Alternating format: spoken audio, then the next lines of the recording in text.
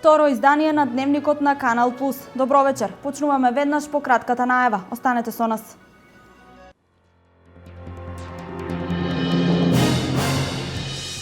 Продолжен е рокот за можност од ослободување од работа за трудниците и возрастните. Регионите на Штип, Струмица, Охрид и Ресен утре се во портокалова фаза. Компанијата Cranfield Foundry инвестира во Пробиштип, ке се вложи 15 милиони евра и ке се вработи околу 300 лица. Се работи за компанија најсовремена леарница на железо и алуминиум. Се расчистува коритото на река Брегалница во Штип. Големите наноси, гранки и смет од последните поплави се вадат, со што регулацијата на водата се нормализира.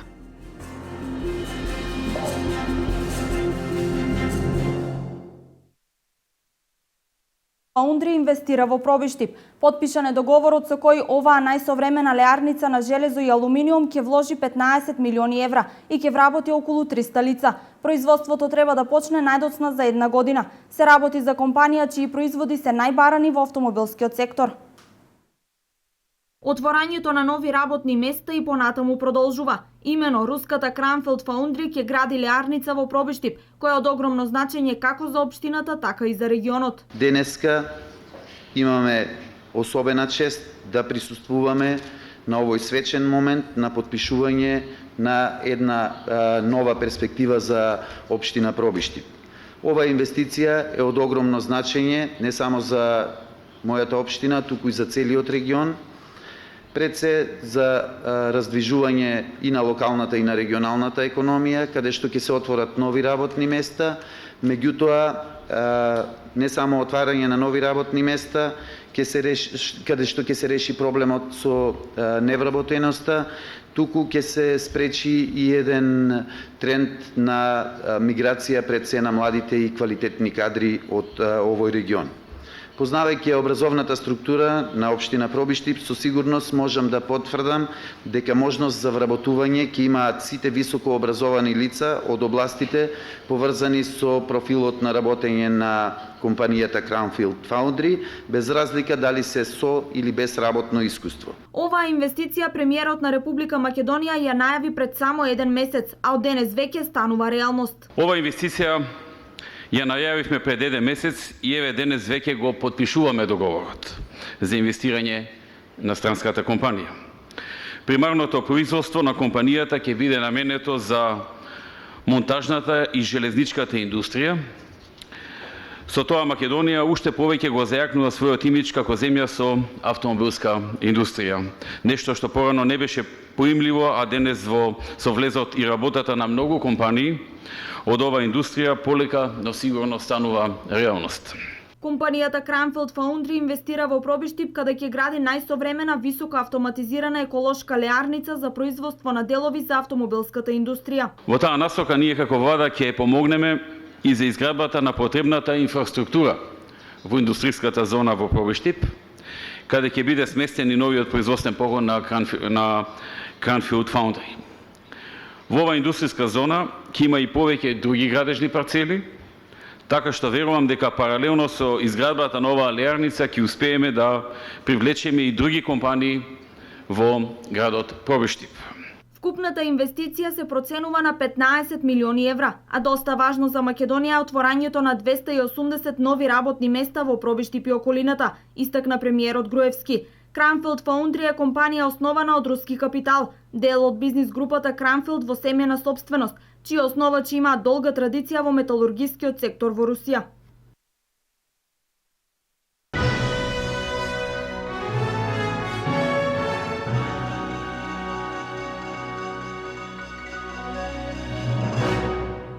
Почитувани гледачи, денешен гостин во студиото на Канал Плюс телевизија е Емил Димитриев, пратеник од општина Пробиштип, кој штотоку се врати од Скопје, каде беше потпишан договор кој е од доста големо значење како и за општината, така и за регионот.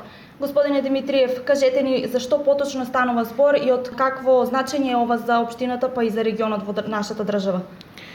Денеска е голем ден за нас, жителите од општина Пробиштип, меѓутоа како што кажавте и за жителите од регионот, бидејќи после година и пол разговори, подготовки, изготвување на потребни документации, прописи, дојдовме до фаза на потпишување на договор за градба на леарница за автоделови во нашата општина Пробиштип, која што ќе вработи околу 280 лица за почеток. Меѓутоа, меѓународните искуства во ова област, во ова индустрија покажуваат дека тоа се бројки кои што важат само за почеток, далеку по тоа се надминуваат. Јас бев пред 2 месеци во посета на иста ваква фабрика во Унгарија. Таму почнале со 500 луѓе, сега вработуваат 2000 луѓе, што само го потврдува што го кажав претходно. Значи, Пробиштип имаше голем процент на невработени луѓе кои што ја бара својата екзистенција и ова за перспективата на Пробиштип е од огромно значење. Разговорот со пратеникот Емил Димитриев ќе го продолжиме на крајот од дневникот, а сега продолжуваме со останатите настани кои го одбележаа денешниот ден. На одржаната седница на владата се донесени сет закони со кои од 1 август годинава се окинува плаќањето на придонеси за договорите на дело и авторските договори, како и за сличниот тип на договори. Укинувањето на плаќањето на придонеси на хонорарците се прави од причина што со други мерки кои ги донесе владата на Република Македонија се исцрпеа ефектите кои што беше предвидено да се постигнат, објасни министерот за финансии Зоран Ставрески. Со ова владата излегува во пресрет на барањата кои што беа изразени во јавноста, бидејќи намерата е да се овозможи сите лица да имаат рамноправен статус.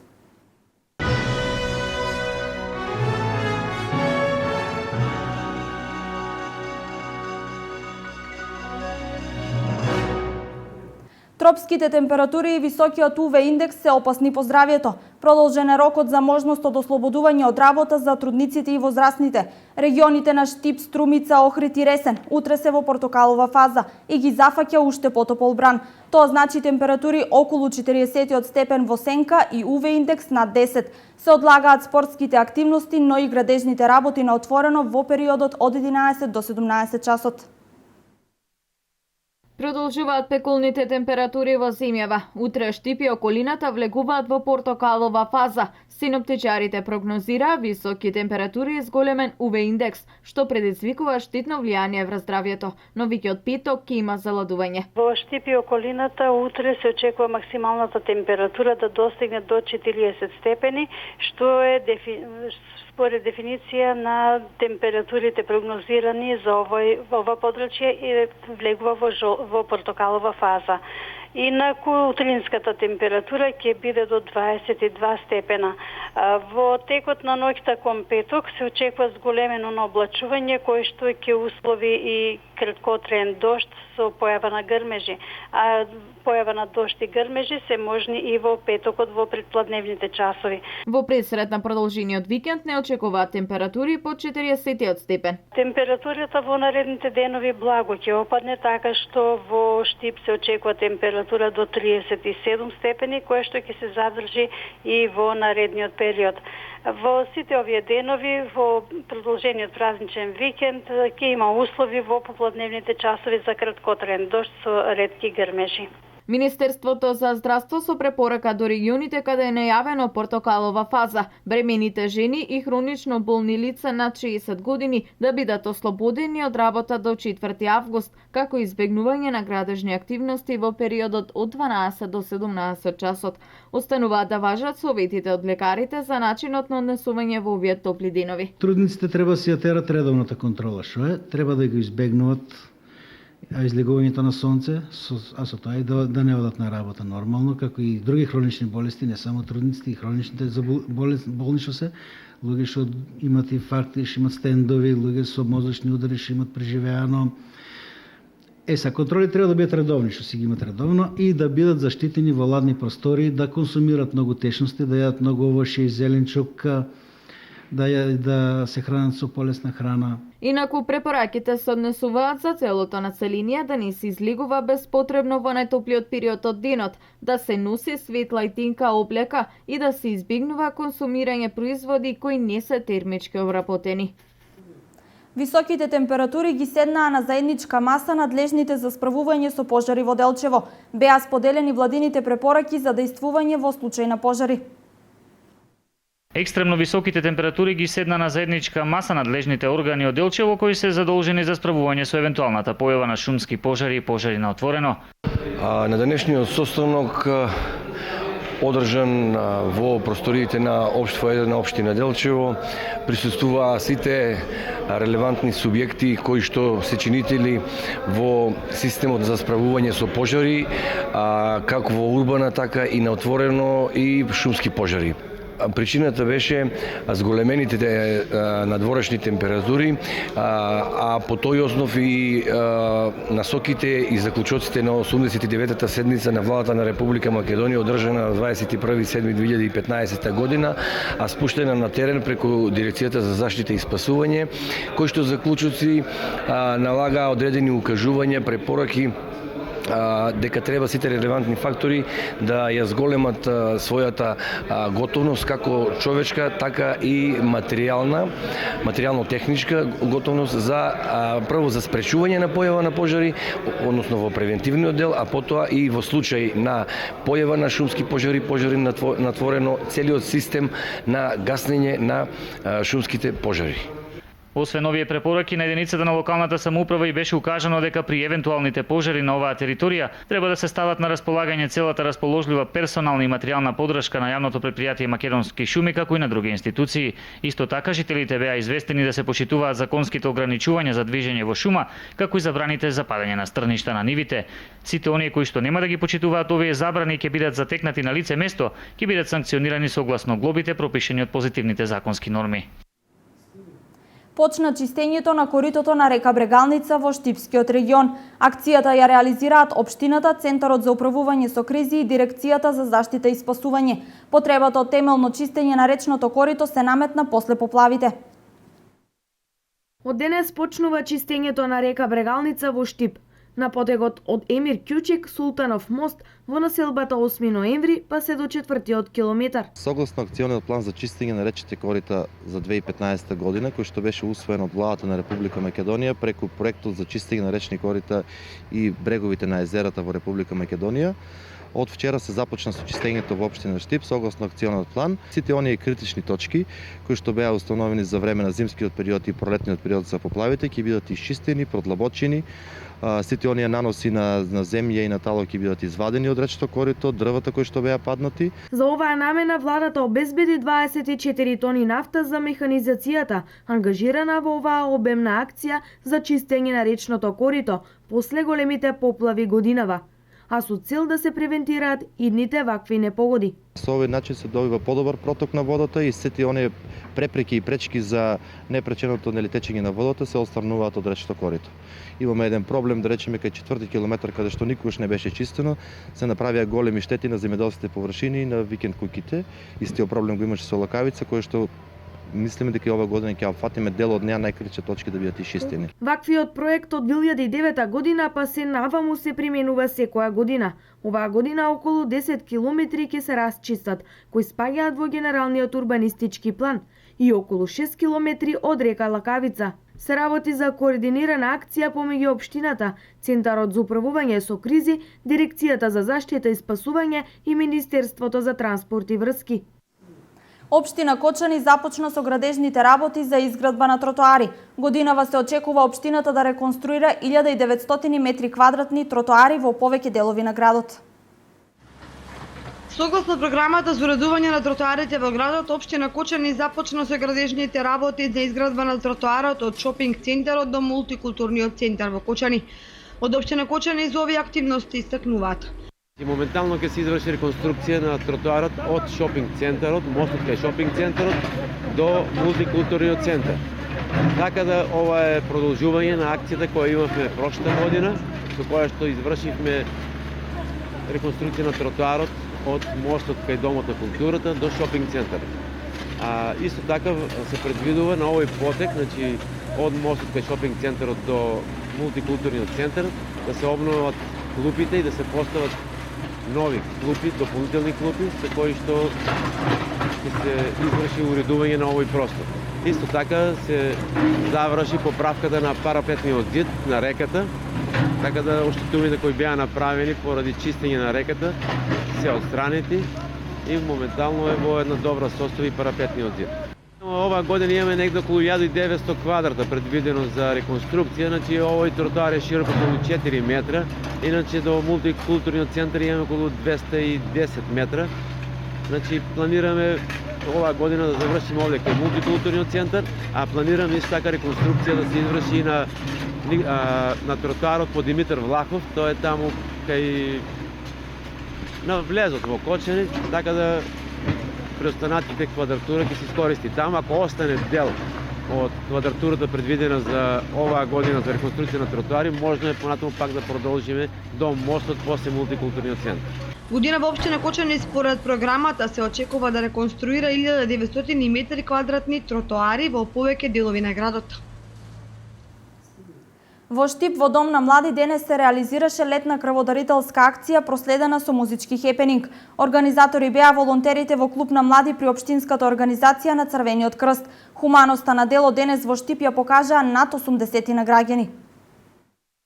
Крводарителската акција која денес беше организирана во Дом на млади во Штип ги постигна очекуваните резултати. Штипјани повторно ја покажаа својата хуманост и во голем број пристигнаа во просториите на Дом на млади да даруваат крв, која понатаму ќе спасува човечки животи. Тоа и беше мотивот на сите крводарители, кои и покрај високите температури излегоа во пресрет на апелот од страна на волонтерите во Клубот на млади при Општинската организација на Црвен крст од Штип, кои беа иницијатори и организатори на акцијата. Добро е чувството, е добро да се дарува крв и така. Убаво, хумано. Колку пати давате крв? Па околу 15-20 пати. Први својата крв ја даруваа Јордан Чојанков и Орце Мицев, повеќекратни крводарители, кои од Проби Штип дојдоа во Штип да помогнат во акцијата. Според вработените во регионалниот центар на Институтот за трансфузиона медицина, акцијата се одвиваше во најдобар ред. Целта на оваа крводарителска акција е да се соберат што е можно повеќе крвни единици од хуманите граѓани на Штип, па и од околината на Штип имавме денес дарители, со чија хуманост ќе помогне да се спасат многу животи. Сите знаеме дека крвта е драгоцена течност со која спасуваат многу животи. Сите заинтересирани хумани граѓани кои имаат желба да даруваат крв не мора да чекаат да се организираат крводарителски акции. Тоа може да го сторат секој ден во регионалниот центар на Институтот за трансфузиона медицина кој се наоѓа во клиничкиот центар во Штип во период од 8 до 15 часот. До крајот на годината трае рокот за докомплетирање на барањата за легализација на дивоградбите. Некомплетните барања после овој рок ќе бидат одбиени. Општина Виница апелира до граѓаните навреме да ги обезбедат геодетските елаборати. Вкупно 3071 барања за легализација на бесправно изградени објекти биле поднесени во Виница, информираат од Комисијата за легализација на дивоградбите во оваа општина. Од нив позитивно се решени само 910, 115 се во финална фаза до добивање легален статус, а 835 барања се во процедура, затоа што подносителите не доставиле комплетна документација. Оттаму и апел до граѓаните, особено иселениците или лицата на привремена работа во странство, кај кои главно нецелосно доставената документација е проблем, конечно да ги легализираат своите објекти периодов додека престојуваат во Виница, да го искористат за да ги обезбедат потребните документи. Повеќе од 1/3 од барањата за легализација на бесправно изградените објекти во Виница се вон процедура и со заклучок за прекин на постапката. 220 од овие барања се со нерешени имотно-правни односи, а останатите 991 барање биле со некомплетна документација. Имајќи ги предвид бројките, повторно се изведува заклучокот дека постапката за легализација во Виница и понатаму се одвива бавно. Од надлежната општинска комисија и претходно истакнуваа дека најмногу барања за легализација се поднесуваат токму во лето, особено во месец август, кога посетеноста на општината од страна на граѓаните кои се во престој во странство е највисока, што му дава импулс на процесот. Тоа по автоматизам значи дека состојбата со барањата за легализација на бесправно изградените објекти во одредена мера ќе се промени. За разлика од Виница, постапката во Кочани уште од почеток се одвива со многу побрзо темпо.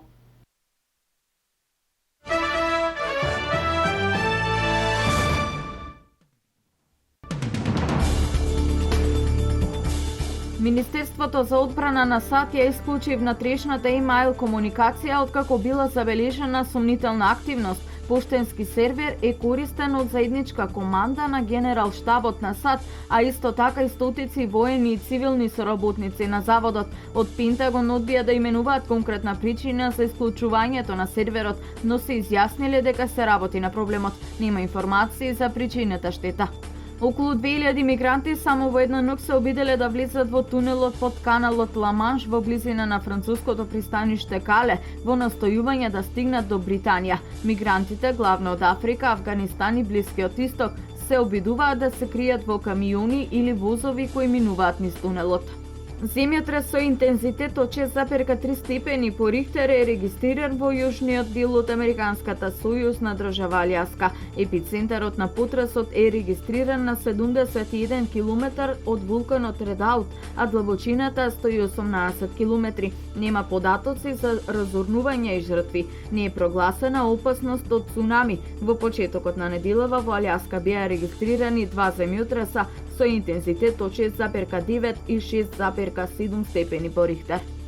Индонезија, како и поголем број региони во Југоисточна Азија, годинава е зафатена од голема суша поради ефектите на ураганот Ел Нињо, кој во подрачјето на Пацификот и Индискиот океан како своевиден феномен и ненајавено носи долготрајни суши, а некаде поплави. Во 12 индонезиски провинции на 2 месеци не паднал дожд. Метеоролозите стравуваат дека првите дождови наместо на почетокот на септември треба да се очекуваат кон крајот на октомври. Парламентот и владата на Ирак побара од турската влада да прекине со воздушните бомбардирања на ирачка територија.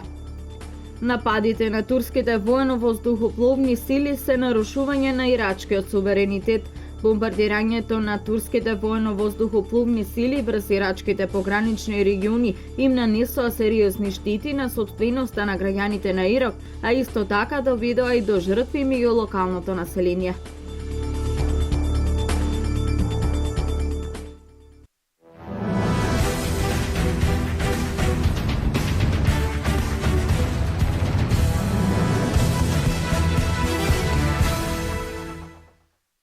Фудбалскиот клуб Кочани прослави 10 години од формирањето на клубот, а на собранието по тој повод присутните беа запознаени со сите успеси што ги постигна ФК Кочани во младите категории, како и успесите на ЖФК Кочани во сениорска конкуренција.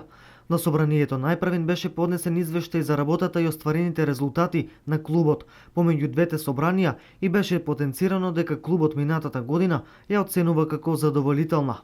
По повод 10 годишнината од постоењето на клубот беше издадена брошура под наслов "Деценија накитена со трофеи", каде што е представено работењето и досегашните успеси на клубот од неговото формирање до денес. ФК Кочани посакува и во иднина клубот да има големи успеси, инаку клубот минатата година ја оцени како успешна, бидејќи девојчињата го освоија Купот на Македонија.